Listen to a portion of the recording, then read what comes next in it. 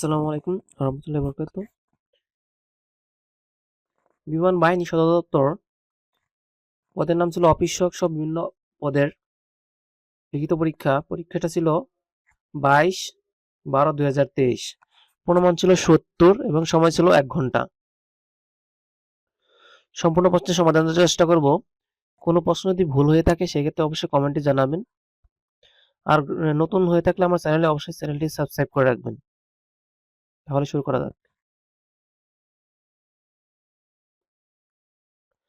প্রথমে ছিল বিবৃত অর্থক শব্দ লিখুন। খ্যাতি, অখ্যাতি। জন্ম, মৃত্যু। তরল, কঠিন।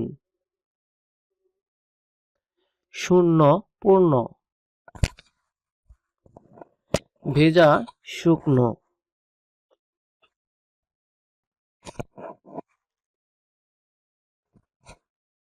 2 নম্বর ছিল লিঙ্গ পরিবর্তন করুন। মামা এর পুল্লিঙ্গ স্ত্রীলিঙ্গ হচ্ছে মামি। হরিণ, হরিণী। নেতা, নেত্রী। সৎ, সতী। নারী, পুরুষ। 3 নম্বর ছিল পদ কত প্রকার ও কি কি? এর উত্তর হচ্ছে পদ প্রধানত 5 প্রকার: বিশেষ্য, বিশেষণ, সর্বনাম, অব্যয় ও ক্রিয়াপদ।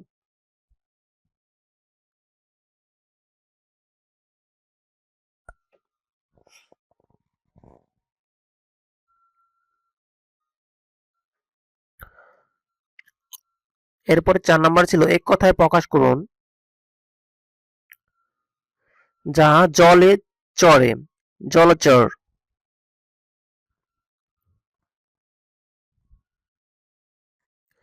শুভক্ষণে জন্ম যার, ক্ষণজন্ম। যে নারী বিয়ে হয়নি, কুমারী। বিদেশ থাকে যে, প্রবাসী। যা অতি দীর্ঘ নয়, এক কথায় প্রকাশ হবে নাতি দীর্ঘ।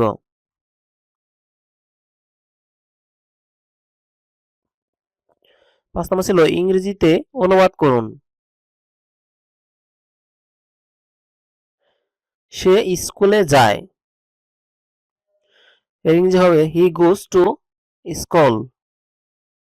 আমি মামার বাড়ি যাচ্ছি। এর ইংরেজি অনুবাদ হবে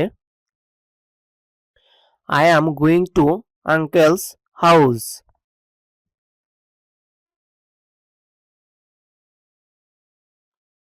রশিদ আমার বড় ভাই। এর ইংরেজি অনুবাদ হবে Rashid is my elder brother. বাংলাদেশে 64টি জেলা আছে। এর ইংরেজি অনুবাদ হবে There are 64 districts in Bangladesh.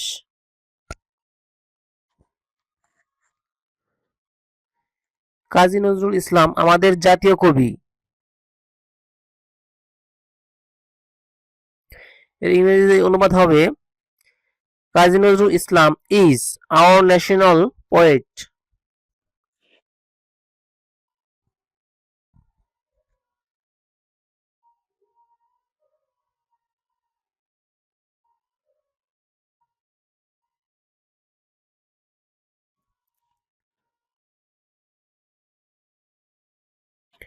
এরপর ছিল 6 নম্বরে বাংলা শব্দগুলো ইংরেজি শব্দ লিখুন।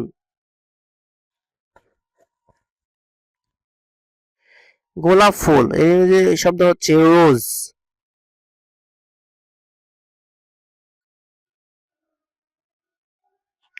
হাতি, এলিফ্যান্ট। রোগী, পেশেন্ট।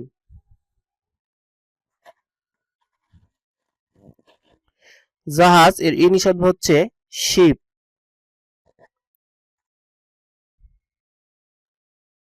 বিমান এর ইংরেজি শব্দ হচ্ছে এরোপ্লেন।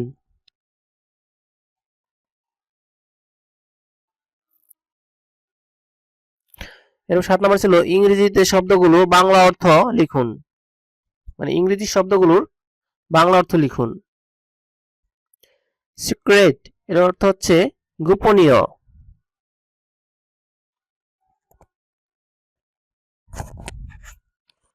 সানফ্লাওয়ার এর অর্থ হচ্ছে সূর্যমুখী।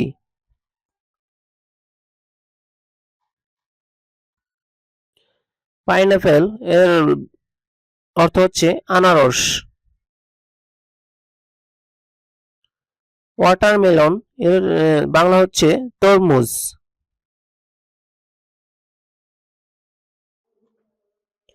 অলফ এর ইংরেজি শব্দ হচ্ছে নেকড়ে।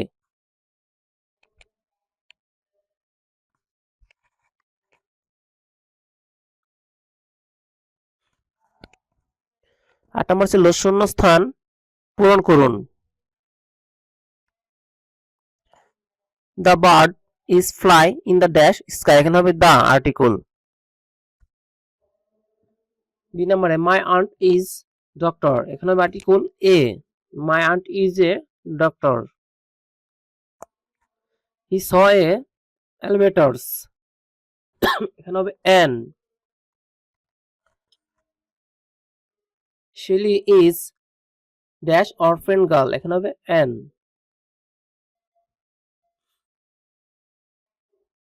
হি ইজ ওয়েক ড্যাশ ইংলিশ, এখানে হবে এট।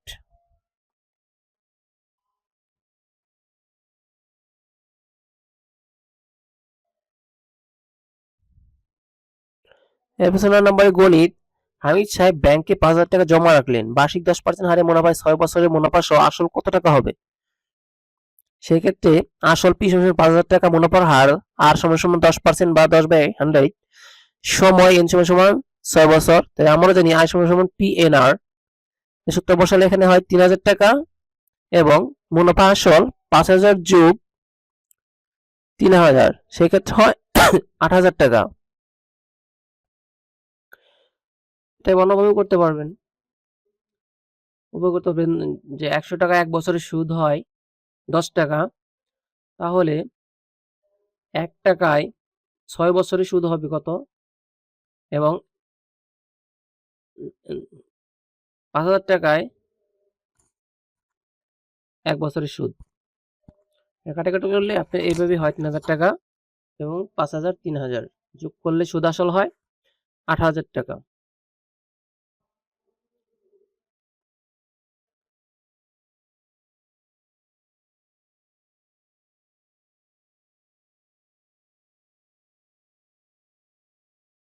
এরপর ছিল উৎপাদকে বিশ্লেষণ করুন। 2x² মাইনাস 3x মাইনাস 20 এর উৎপাদক হচ্ছে,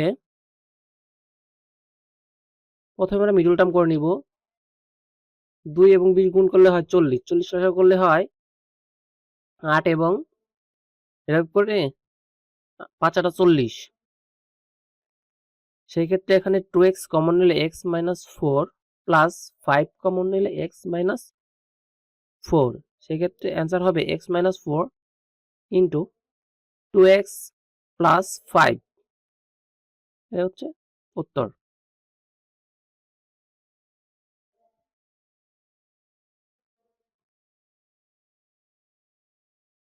এখন আমরা একটি বাক্সের দৈর্ঘ্য 2 মিটার, প্রস্থ 1.5 মিটার এবং উচ্চতা 1 মিটার হলে বাক্সটির আয়তন কত?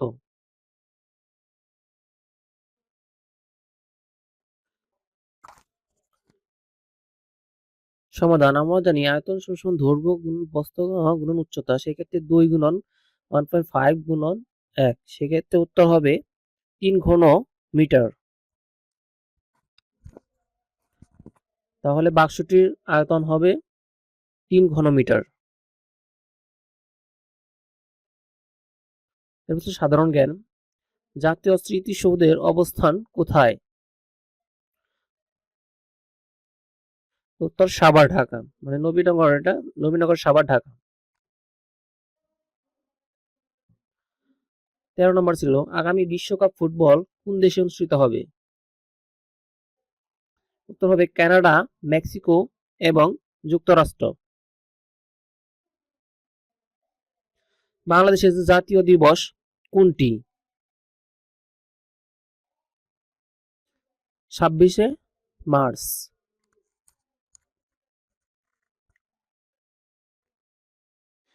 বাংলাদেশে কোন জেলায় চা বাগান সবচেয়ে বেশি? উত্তর হবে মৌলভীবাজার জেলায়, সিলেট বিভাগে।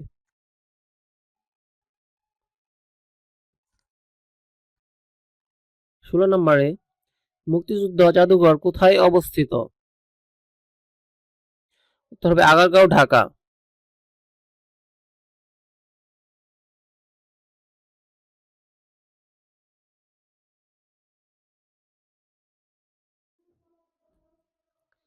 বাংলাদেশের প্রথম প্রধানমন্ত্রী কে?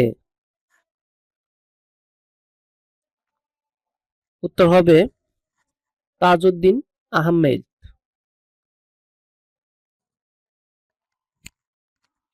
রাতকানা রোগ কিসের অভাবে হয়?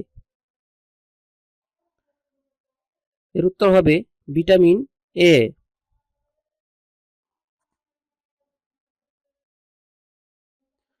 গীতাঞ্জলি কাব্যগ্রন্থটি কার লেখা? উত্তর হবে রবীন্দ্রনাথ ঠাকুর।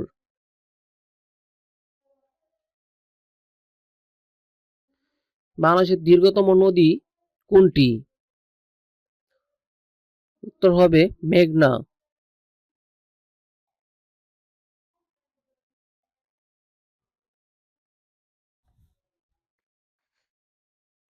বাংলাদেশের মাননীয় প্রধানমন্ত্রীর সরকারি বাসভবনের নাম কি?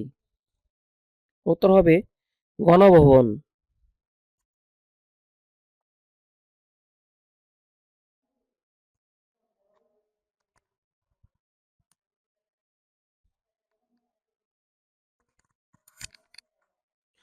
অগ্নিবীণা কাব্যগ্রন্থটি কে রচনা করেছেন?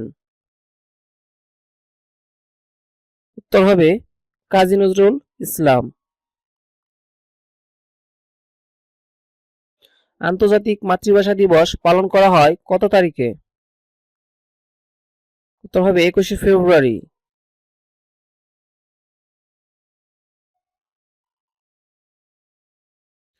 বাংলাদেশের সর্বশেষ বা অষ্টম বিভাগ কোনটি?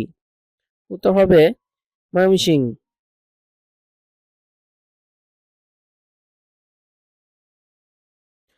বাংলা ভাষার জন্য কত সালে আন্দোলন হয়? 1952 সালে।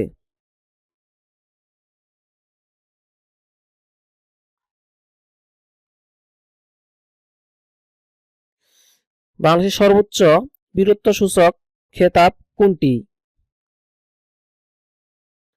উত্তর বীরশ্রেষ্ঠ। ধন্যবাদ সম্পূর্ণ ভিডিও দেখার জন্য। ভালো লাগলে চ্যানেলটিকে অবশ্যই সাবস্ক্রাইব করে রাখবেন। আসসালামু আলাইকুম, ভালো থাকবেন, আল্লাহ হাফেজ।